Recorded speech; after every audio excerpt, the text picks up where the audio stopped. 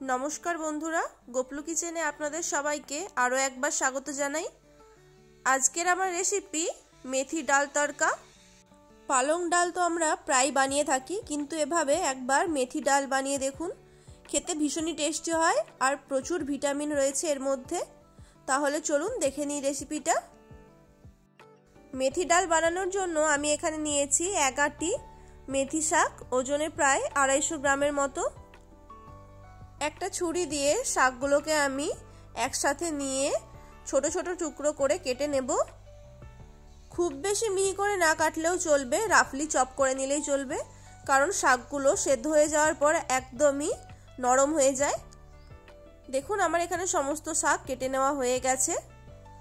আর অপরদিকে একটা পাত্রে নিয়ে নেব 200 গ্রাম অড়হর ডাল। মেথি ডাল কিন্তু যে কোনো ডাল দিয়েই বানানো যায়, তবে আমি এখানে অড়হর ডাল নিয়েছি। যে কোনো রেস্টুরেন্টে অড়হর ডাল দিয়েই কিন্তু মেথি ডাল বানানো হয়ে থাকে। এবার এই ডালটা 2 থেকে 3 বার পরিষ্কার জলে ভালো করে ধুয়ে নেব। ডালটা পরিষ্কার করে ধুয়ে নিয়ে সেদ্ধ করার জন্য প্রেসার কুকারের মধ্যে দিয়ে দিচ্ছি।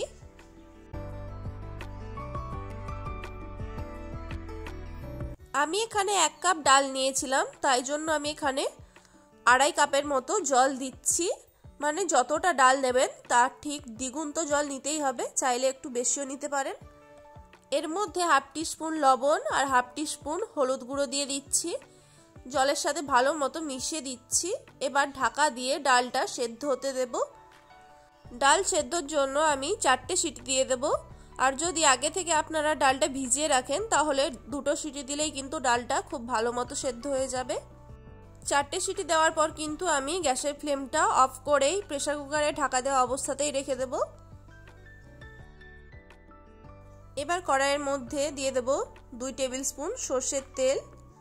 তেল ভালো করে গরম হয়ে গেলে ফোড়নে দিয়ে দেব 1/2 টিস্পুন গোটা জিরে। ফোড়নটা 10 থেকে 15 সেকেন্ডের জন্য ভেজে নেব। এর মধ্যে দিয়ে দেব 1 টিস্পুন রসুন কুচি আর 1 টিস্পুন আদা কুচি। আমি এখানে আদা রসুনটা কুচিয়ে নিয়েছি, আপনারা চাইলে গ্রেট করেও দিতে পারেন, তবে এভাবে একটু কুচিয়ে দিলে কিন্তু ডালের সাথে খেতে ভালো লাগে। অল্প একটু আদা রসুনটা ভেজে নেব। এবার ওর মধ্যে দিয়ে দেব 2টো মিডিয়াম সাইজের পেঁয়াজ কুচি। পেঁয়াজটা এখানে অল্প একটু নরম হয়ে যাওয়া পর্যন্ত ভেজে নেব, খুব বেশি লাল করে কিন্তু ভাজবো না।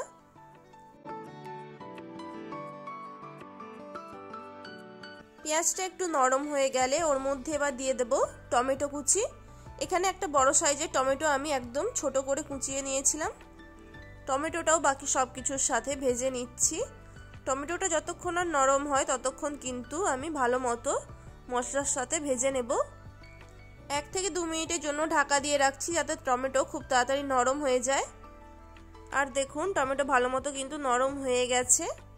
আপনারা চাইলে টমেটো তাড়াতাড়ি গলিয়ে নেওয়ার জন্য এই পর্যায়ে একটু লবণ ব্যবহার করতে পারেন। একদম অল্প পরিমাণে এখানে হলুদ দিয়ে দেব, যেহেতু ডালের সাথেই হলুদ ব্যবহার করেছি। আর দিয়ে দেব 1/2 teaspoon red chilli powder, 1/2 teaspoon Kashmiri red chilli powder আর 1/2 টিস্পুন ধনে গুঁড়ো। গুঁড়ো মশলাগুলো দিয়ে সমস্ত কিছুর সাথে ভালো মতো মিশিয়ে নিচ্ছি।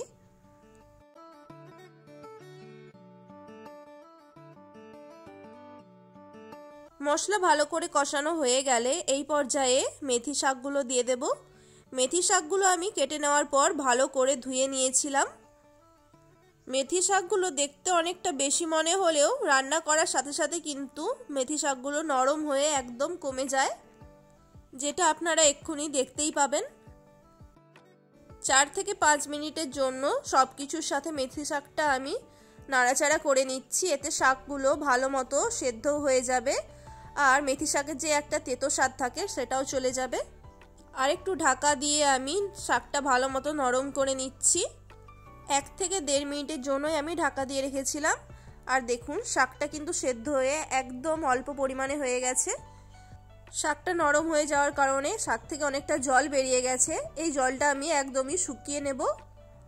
এভাবে মশলার সাথে শাকটা একটু নাড়াচাড়া করে নিলে কিন্তু শাকের তেতো স্বাদটা কিন্তু থাকে না।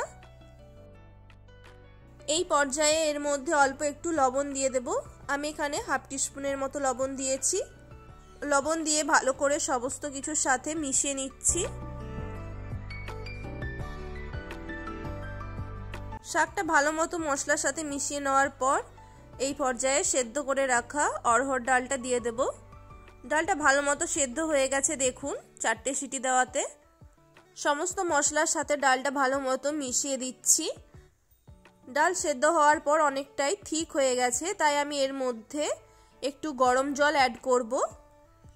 প্রায় 1 কাপের মতো আমি এখানে গরম জল দিয়ে দেব, কারণ অড়হর ডাল ঠান্ডা হওয়ার পর কিন্তু আরও বেশি ঠিক হয়ে যাবে।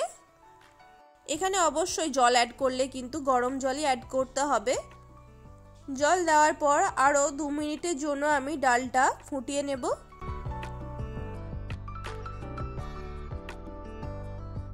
যেহেতু শেষে একটু জল অ্যাড করেছি, তাই জন্য আর একটু স্বাদ মতো লবণ দিয়ে দিয়েছি, আর সাথে হাফ টিস্পুনের মতো চিনি অ্যাড করেছি।